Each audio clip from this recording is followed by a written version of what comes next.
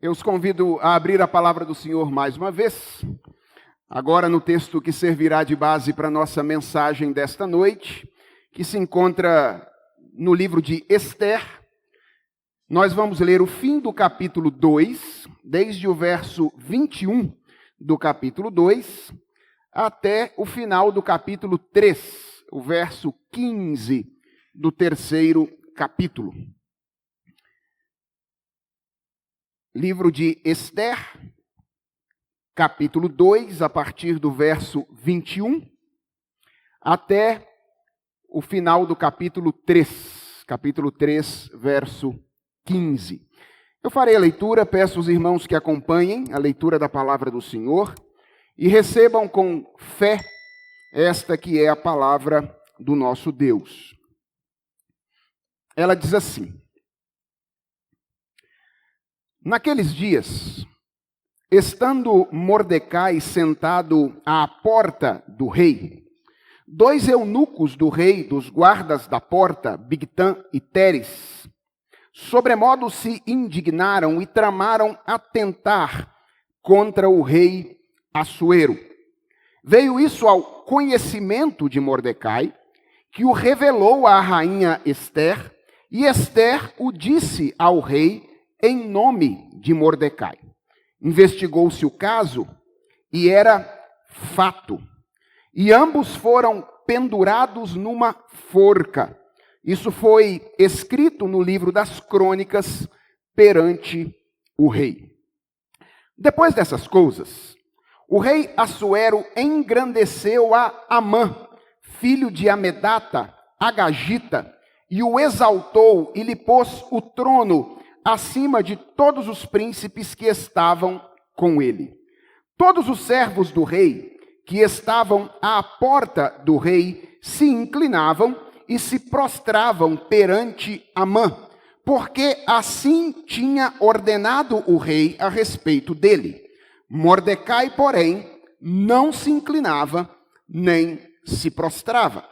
Então, os servos do rei que estavam à porta do rei disseram a Mordecai: Por que transgrides as ordens do rei?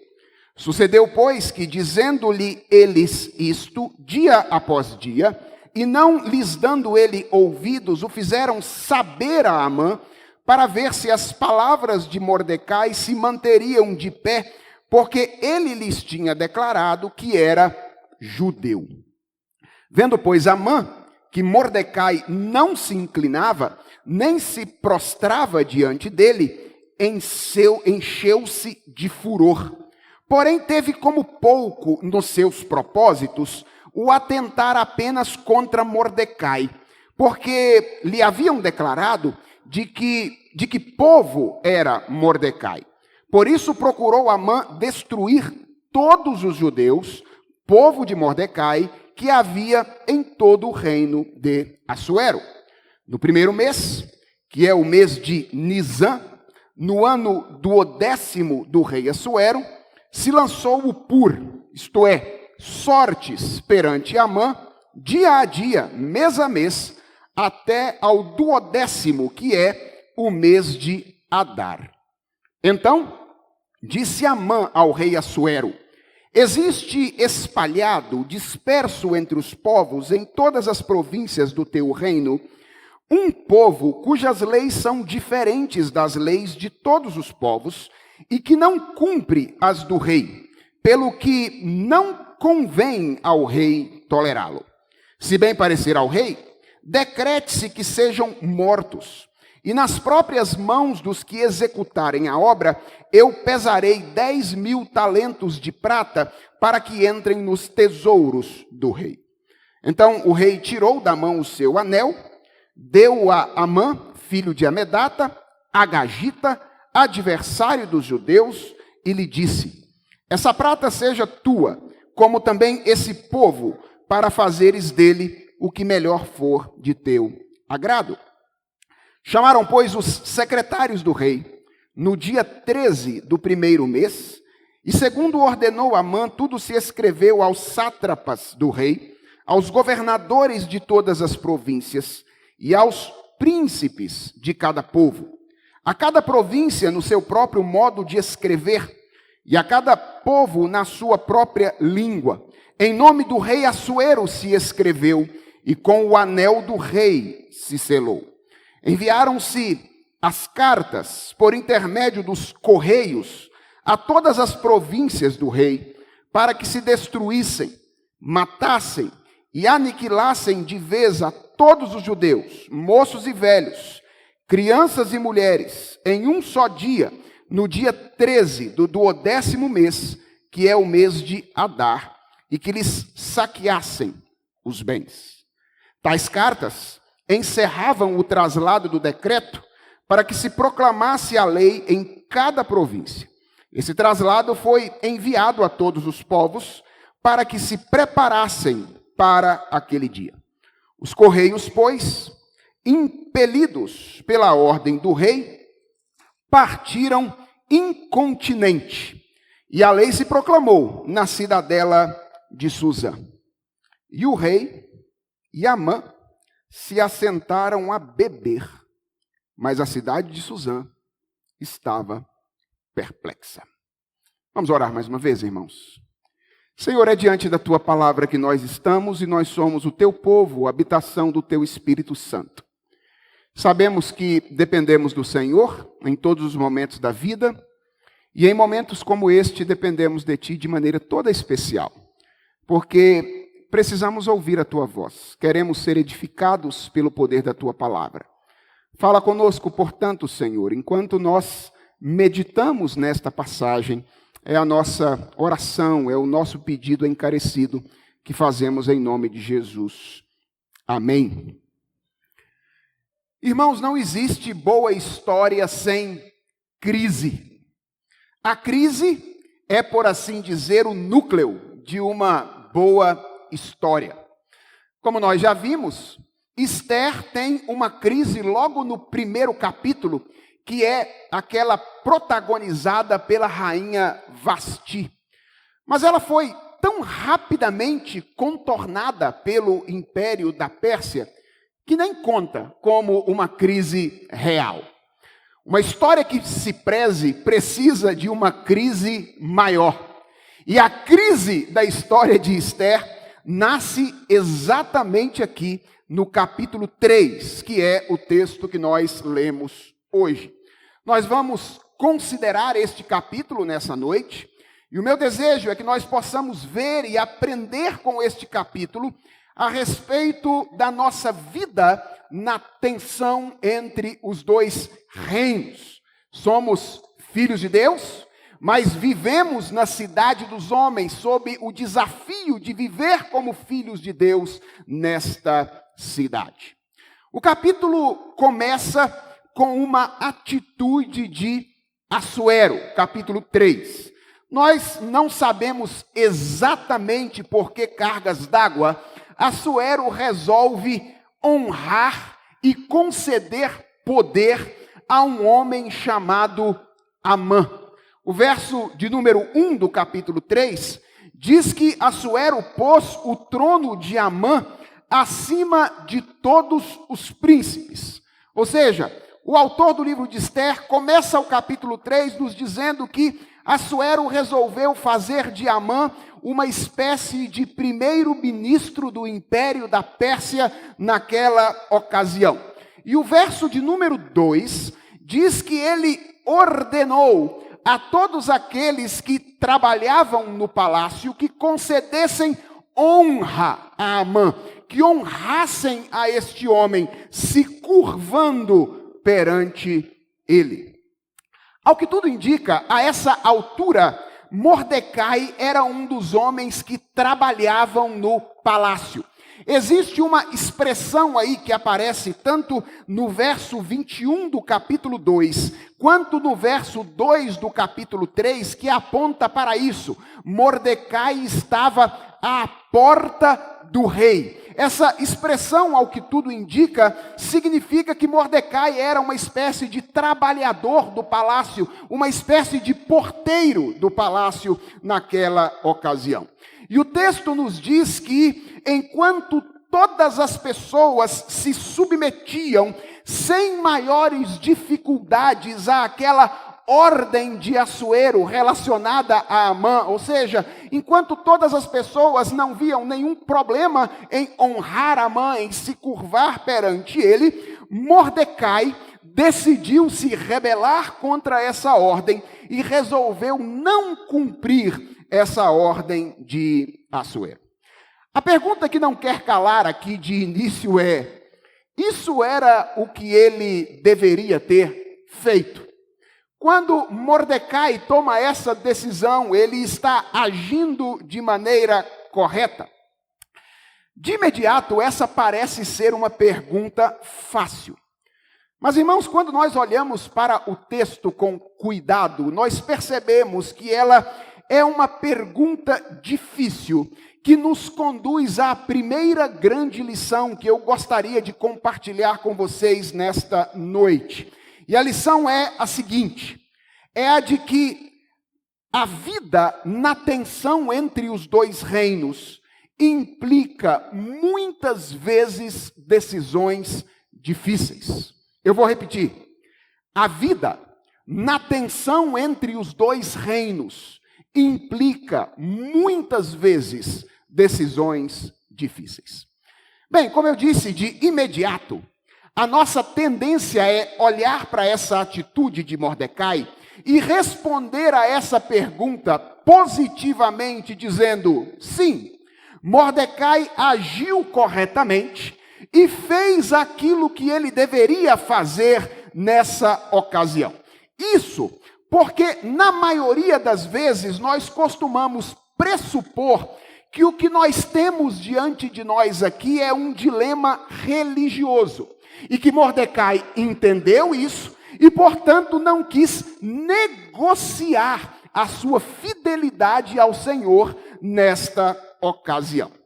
Vejam, pode ser, mas há algumas coisas na passagem que, se consideradas, mostram que essa é uma conclusão, no mínimo, um pouco apressada. A primeira coisa importante que a gente precisa saber é que, naqueles dias, o ato de curvar-se diante de alguém não era necessariamente um ato de adoração. Esse era, mais naturalmente, um ato político, de reconhecimento da autoridade de uma pessoa. Mais ou menos como o policial de patente inferior que bate continência para o policial de uma patente superior. Esse ato de curvar-se diante de alguém era um ato de reconhecimento da sua autoridade. Talvez você esteja olhando aqui e dizendo: mas, pastor, não é verdade que nas culturas antigas, política e religião estavam muito conectadas? As pessoas investidas de autoridade naquela época não eram vistas como pessoas divinas. E a minha resposta é: sim, de fato, política e religião estavam muito conectadas naquele período. Mas a segunda coisa para a qual nós precisamos nos atentar é que não parece que Mordecai e Ester tivessem problema de se curvar diante de outras pessoas, como, por exemplo, diante do rei Assuero.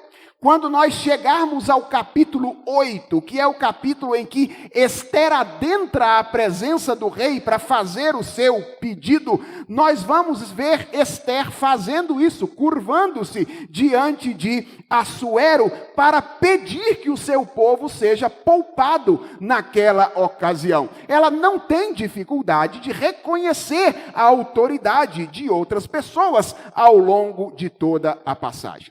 O que nos leva à conclusão de que o problema não era tanto o que fazer, mas era diante de quem ele deveria fazer isso. Mordecai tinha um problema particular com Amã.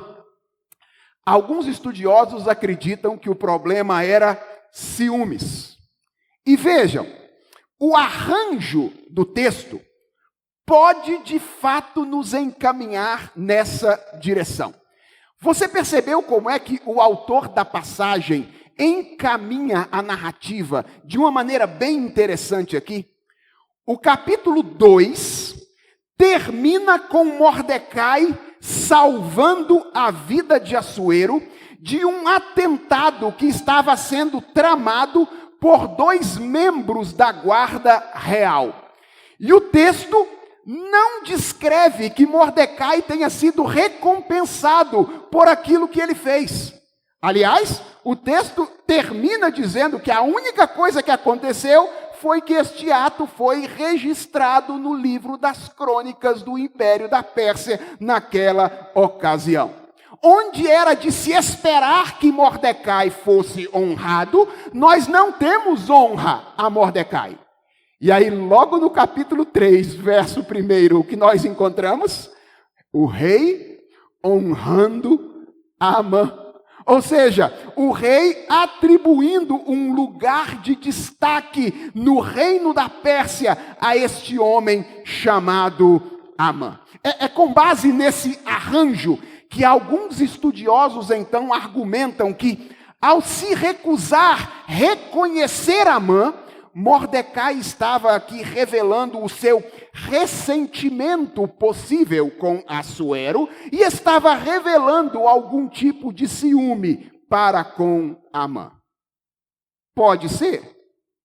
Pode ser, mas o texto vai além.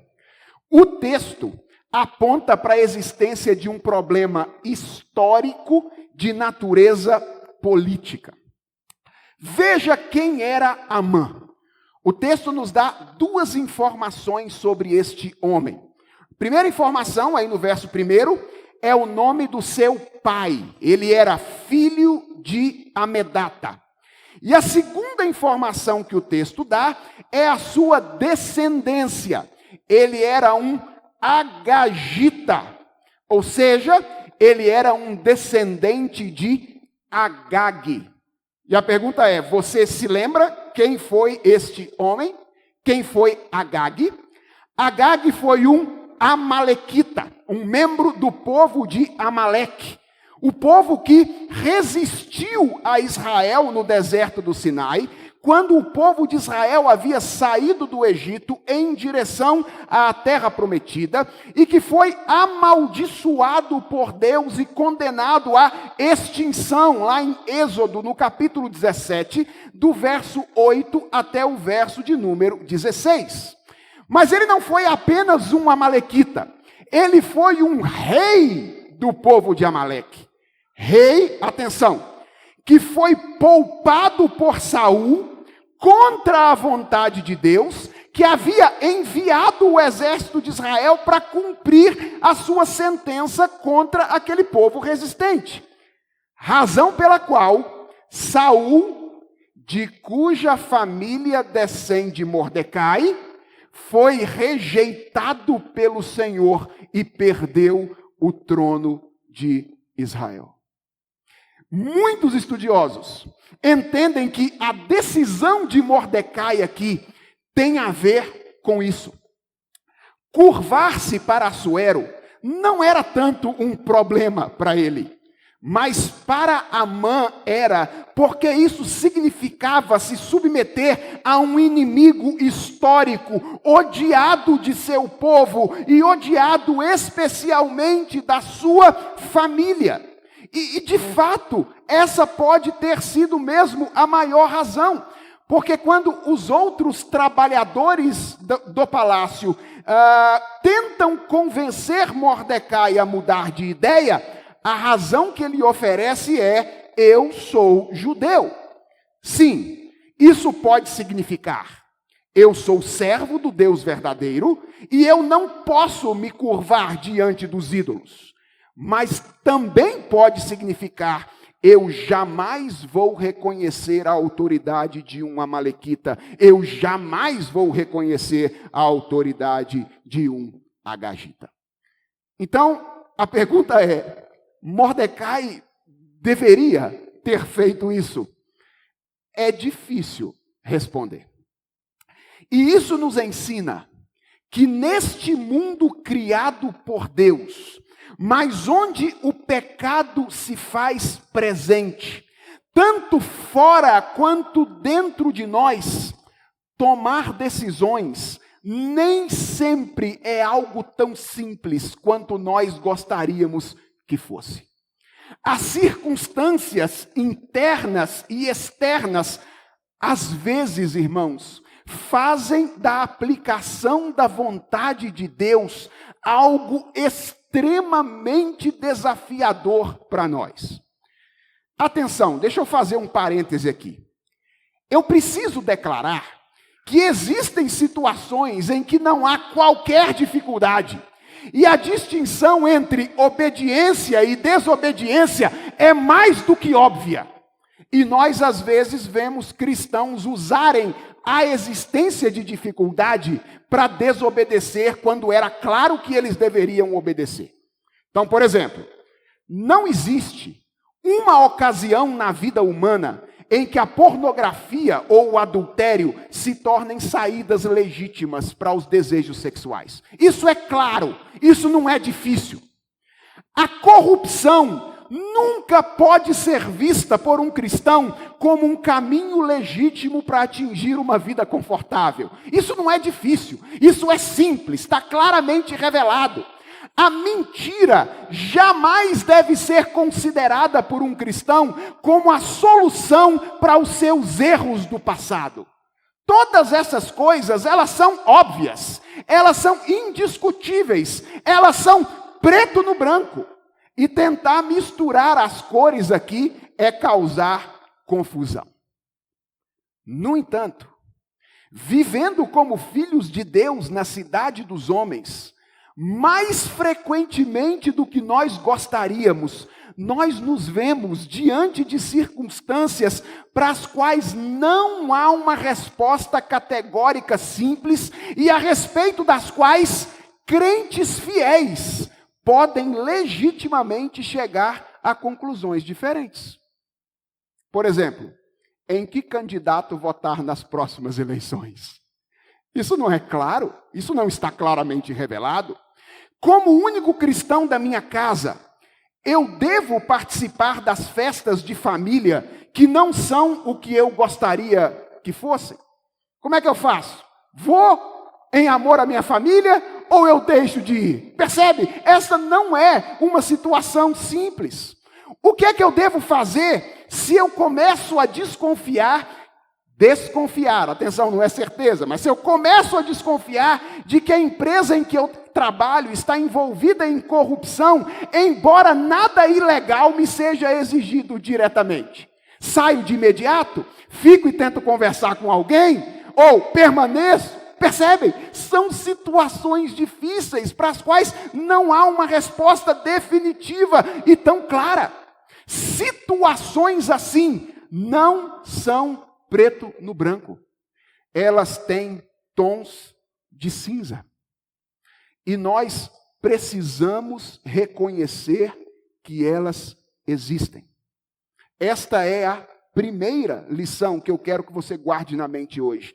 A vida, na tensão entre dois reinos, muitas vezes implica decisões difíceis. Aqui está a segunda lição que eu gostaria que você guardasse em mente.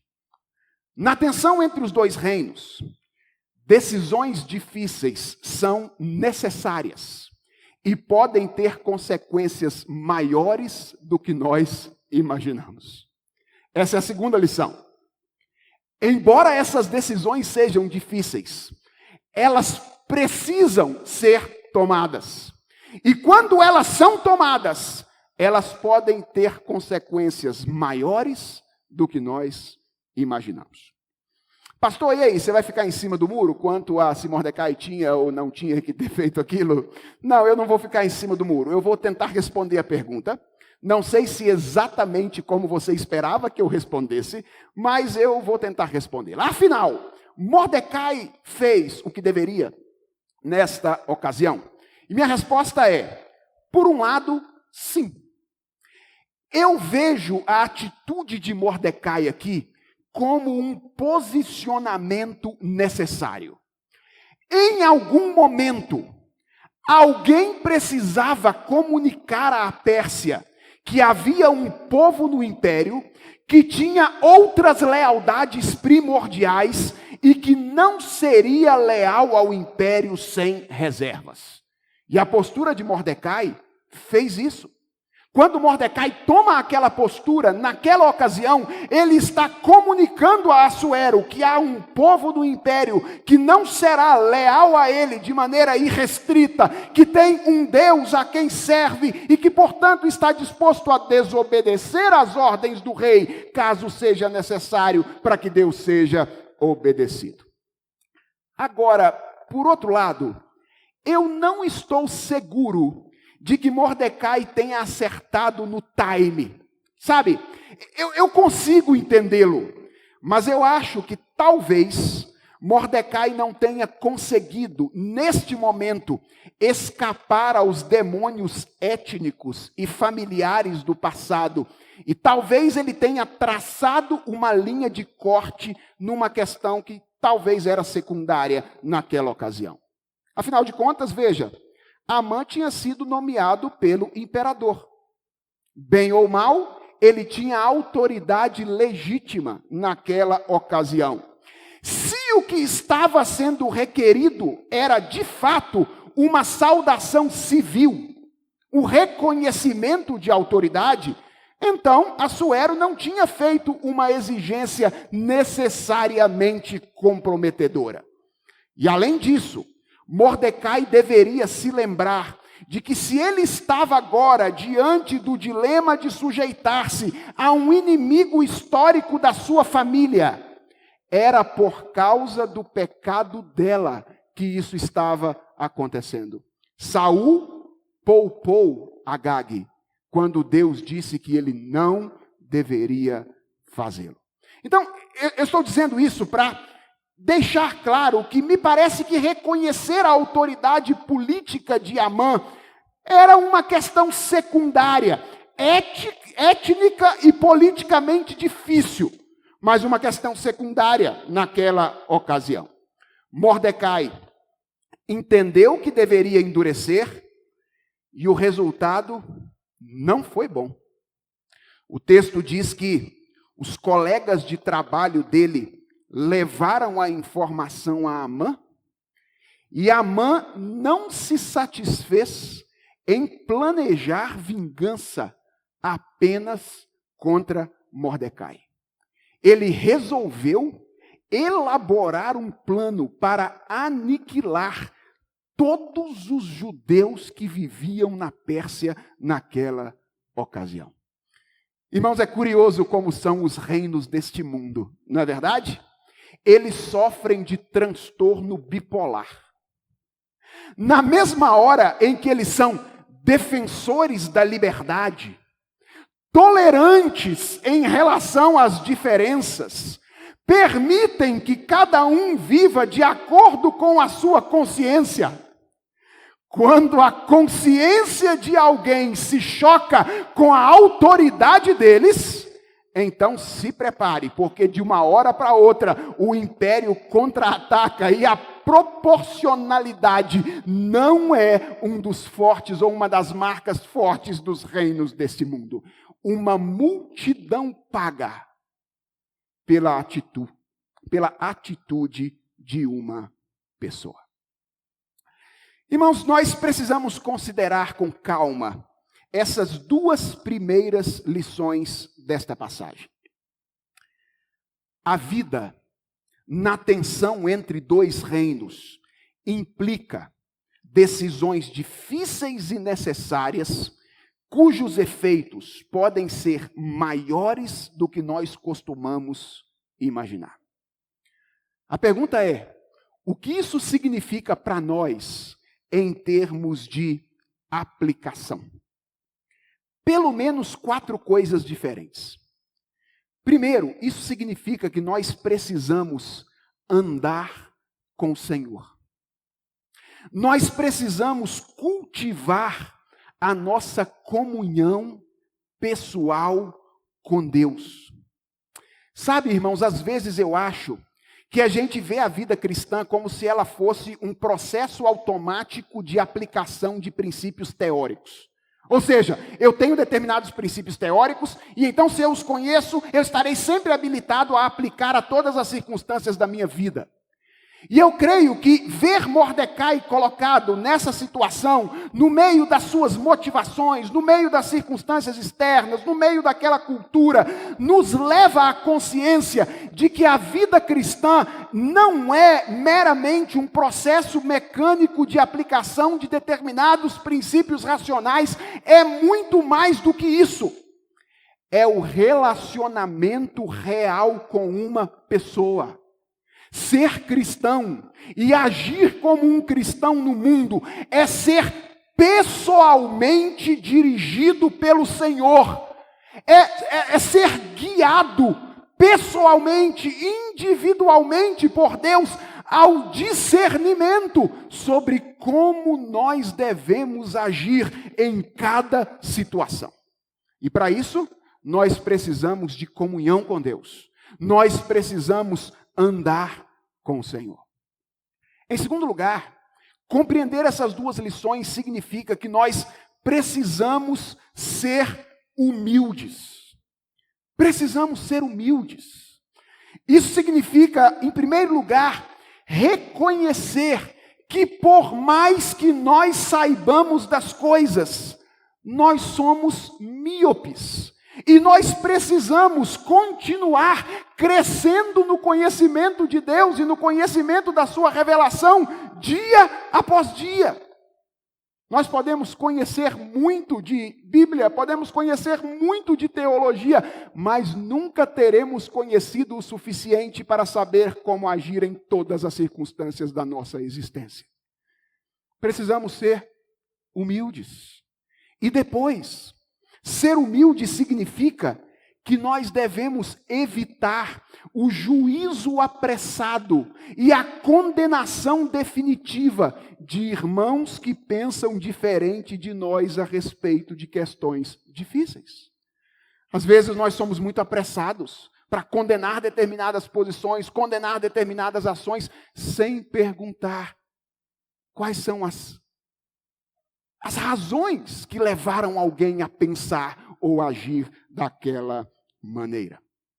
Em terceiro lugar, eu creio que compreender essas duas coisas aponta para nós a necessidade de sermos corajosos. Irmãos, decisões são difíceis, mas elas não podem deixar de ser tomadas. A vida não pode ficar esperando o tempo passar. Nós precisamos agir. E nós não podemos deixar de agir corretamente de acordo com a nossa consciência, com medo do que possa acontecer a nós e aos outros. Nós precisamos nos posicionar. E precisamos muitas vezes nos posicionar de maneira firme, de maneira contundente, e assumir as consequências que virão sobre nós e sobre aqueles que estão à nossa volta em virtude das nossas ações. Precisamos andar com Deus, precisamos ser humildes, precisamos ser corajosos e, em último lugar, entender essas duas verdades nos leva à necessidade de sermos prudentes. Lembra? Às vezes as consequências podem ser maiores do que nós imaginamos. Então nós precisamos ser prudentes. E isso significa que nós precisamos escolher as nossas batalhas com sabedoria. E nós precisamos calcular o custo de cada uma das nossas decisões. E sabe qual é o grande desafio para que nós sejamos sábios nesse particular, meus irmãos? É manter em mente a natureza da guerra na qual nós estamos envolvidos. Irmãos, a batalha na qual nós estamos envolvidos não é uma guerra entre homem e mulher. Não é uma guerra entre direita e esquerda. Não é uma guerra entre pentecostais e tradicionais. Não é uma guerra entre calvinistas e arminianos. Trata-se de uma guerra entre Deus e Satanás. Trata-se de uma guerra entre o reino do Senhor e o reino parasita, entre Cristo e a serpente. A batalha é espiritual. Por que é que você acha que diante da rebeldia de Mordecai, Amã tentou elaborar um plano de extermínio de todos os judeus? Isso não era apenas falta de proporcionalidade de um homem. Isso era o império das trevas.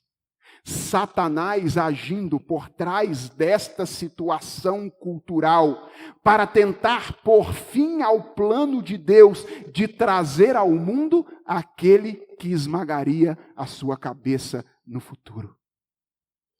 Essa é a guerra. Essa é a batalha na qual nós estamos envolvidos. E quando nós perdemos isso de vistas, nós entramos em batalhas secundárias e nós coamos mosquitos e engolimos camelos.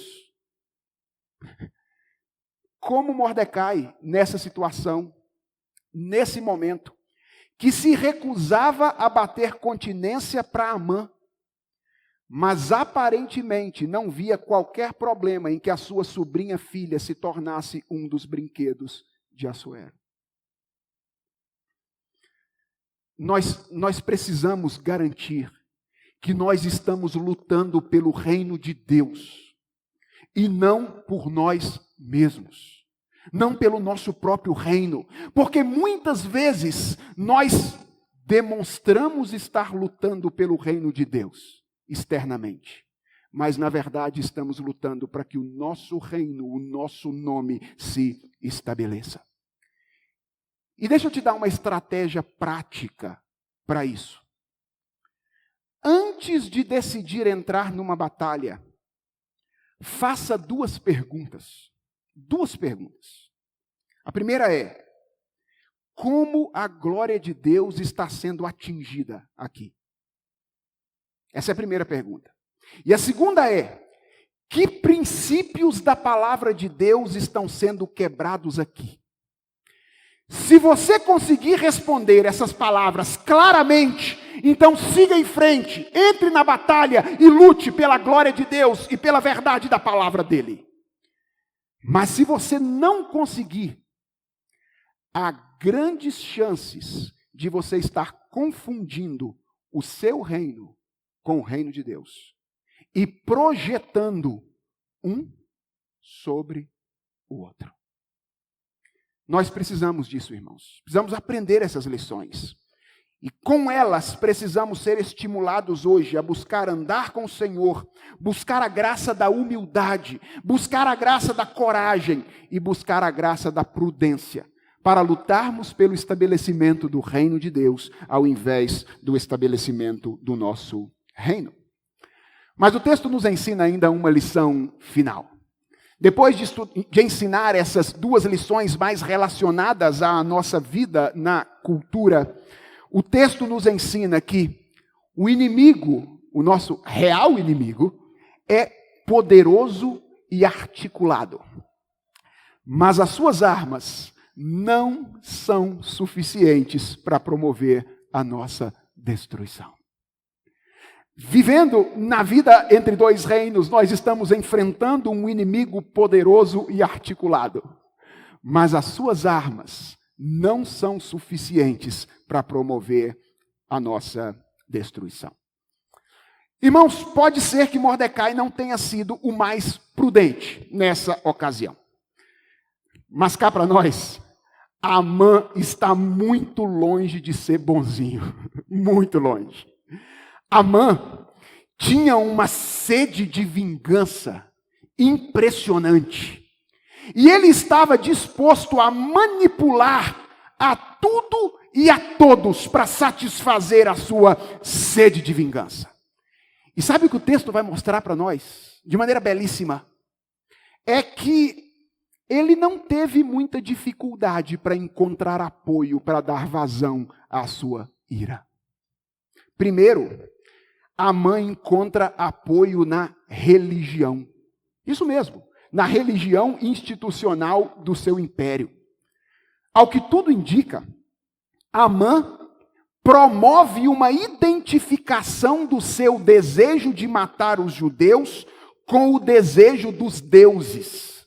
Porque ele realiza uma cerimônia religiosa para sortear a data de quando os judeus deveriam ser mortos naquela ocasião. Essa cerimônia aqui chamada de Pur, ou de Purim, que depois vai dar nome a uma festa judaica no futuro, era uma cerimônia religiosa. Aqui está Amã encontrando o apoio, buscando o apoio da religião institucionalizada no seu período para dar vazão à sua sede de vingança. E depois Amã vai buscar apoio no poder político. Amã vai ter com Assuero. O que ele planejava era algo que tinha impacto sobre o império inteiro e ele precisava do anel do imperador.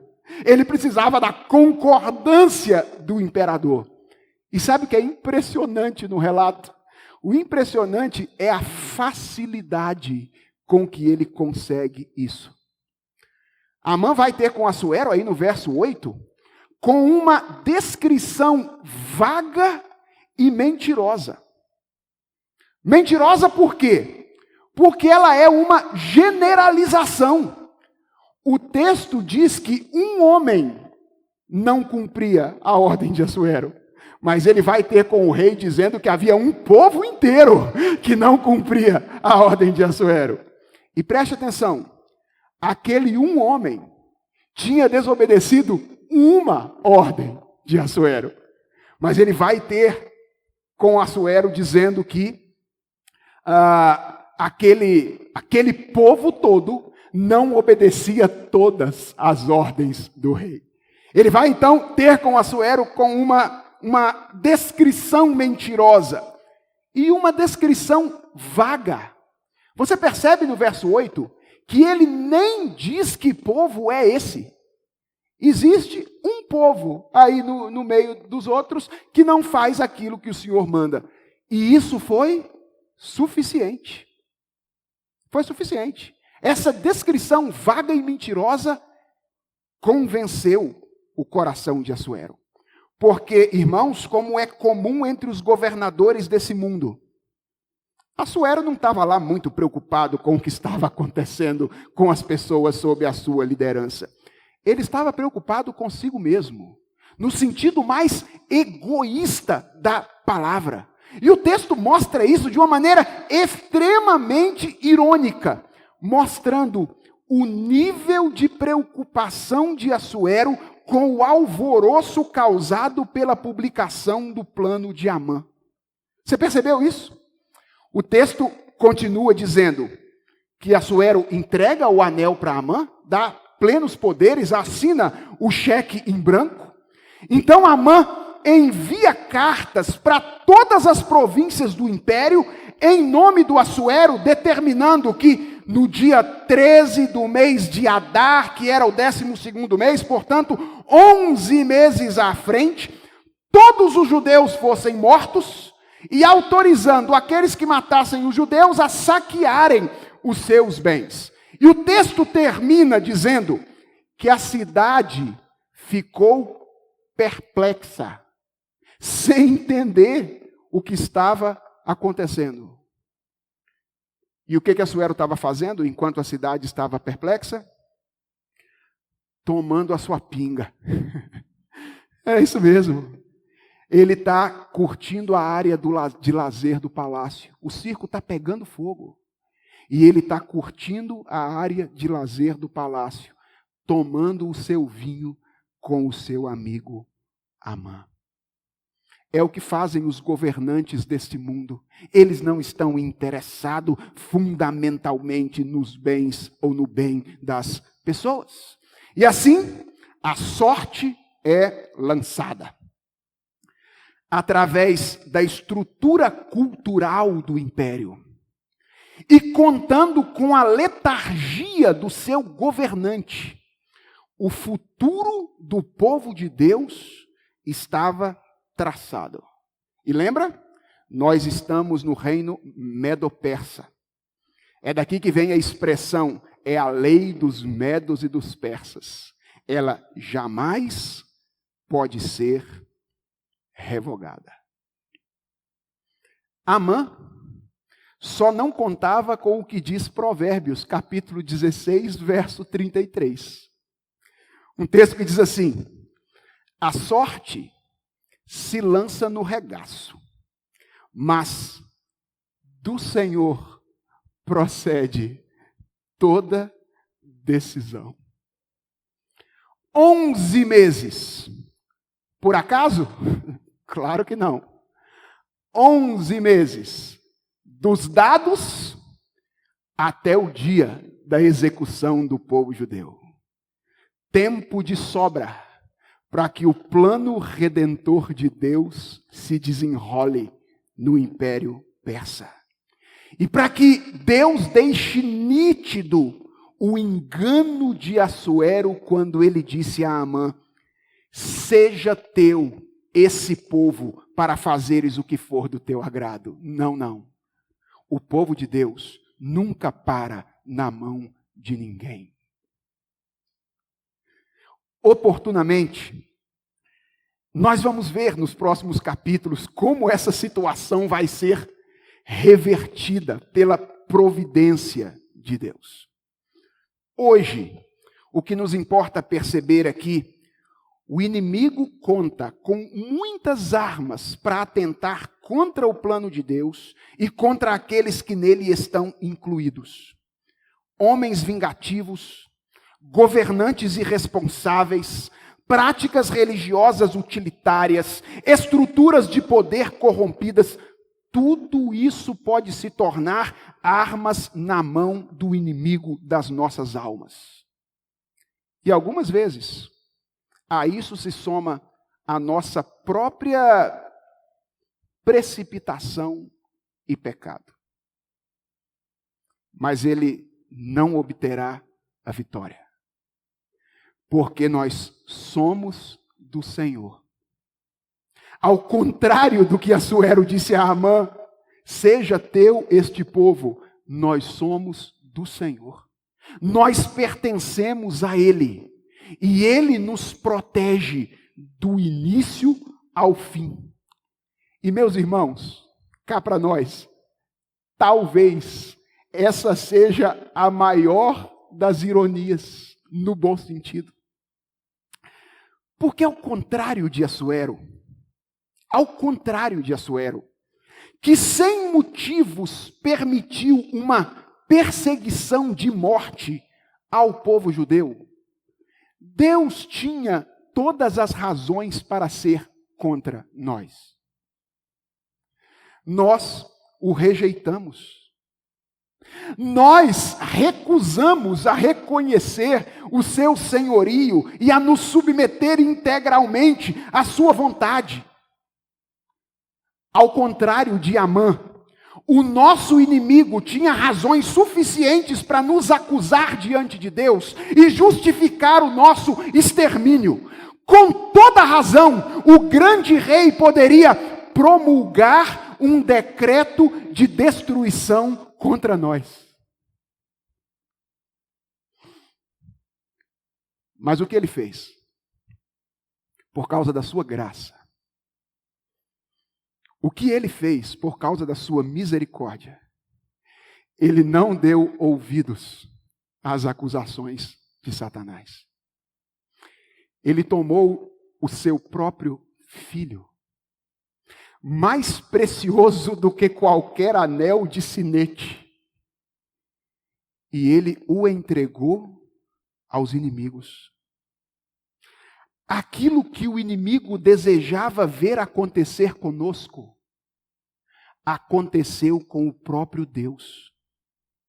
Eles o agrediram, eles saquearam os seus bens e, por fim, o mataram. Graça. Maravilhosa graça de Deus. Sem saber que fazendo isso estavam sendo instrumentos do próprio Deus para que a nossa dívida fosse paga. Porque ao terceiro dia, ele ressuscitou, como evidência de que agora já não existe decreto nenhum de dívida contra nós. Já foi encravado na cruz do Calvário.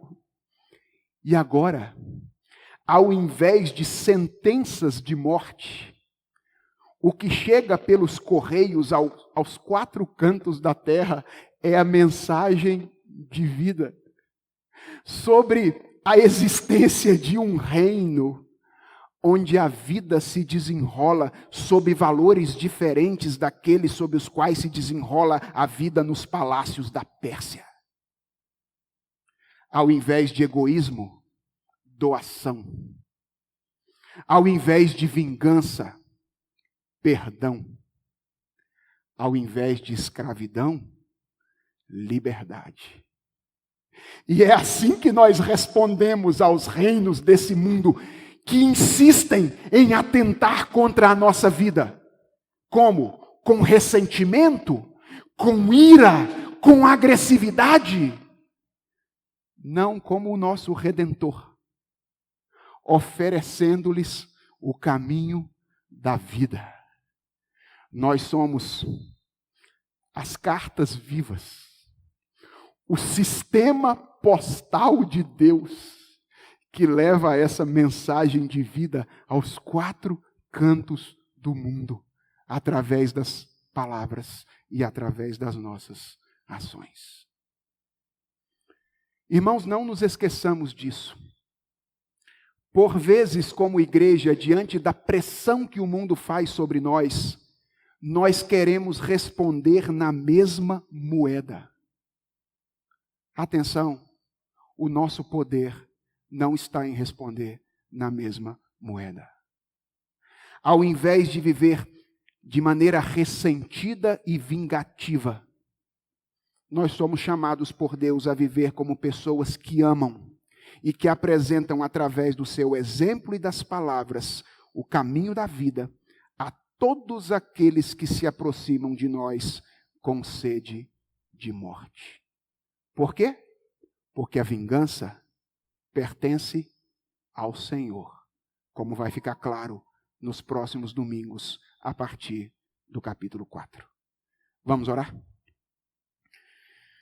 Senhor nosso Deus e Pai, viver neste mundo não é fácil, mas o Senhor mesmo já nos alertaste para o fato de que o pecado causou um estrago muito grande nesse mundo. E nos estragou também. É verdade, nós já fomos alcançados pela Tua graça, pela Tua misericórdia, mas frequentemente ainda damos ouvidos ao pecado que insiste em nos assediar. E tudo isso, Senhor, faz com que, às vezes, viver nesse mundo mau seja algo difícil. Senhor, nós queremos pedir a Ti, ensina-nos a andar com o Senhor, para sermos guiados por Ti mesmo. Ensina-nos a graça da humildade. Dá-nos coragem e prudência para nos posicionarmos como pessoas que amam a verdade do Senhor. E ensina-nos a fazer isso através das nossas palavras e através das nossas ações, para que, quando as pessoas vierem até nós com sede de morte, o poder do Senhor em nós demonstre a existência de um reino de vida. Ensina-nos a fazer isso, Senhor, através da coragem que procede de Ti, da prudência que procede de Ti, da humildade que procede de Ti e da nossa constante disposição de andarmos ao lado do Senhor. Obrigado pela redenção em Cristo Jesus, que nos dá liberdade para agirmos assim, desse jeito. Obrigado pela certeza de que os reinos desse mundo podem até atentar contra o nosso corpo, mas jamais atentarão contra a nossa alma, porque ela está guardada nas Tuas mãos. Porque não há mais nenhuma condenação para aqueles que estão em Cristo Jesus. E, ó Deus, ensina-nos a responder com disposição para o serviço a tudo aquilo que ouvimos nesta noite. É a oração que Te fazemos, em nome de Jesus. Amém.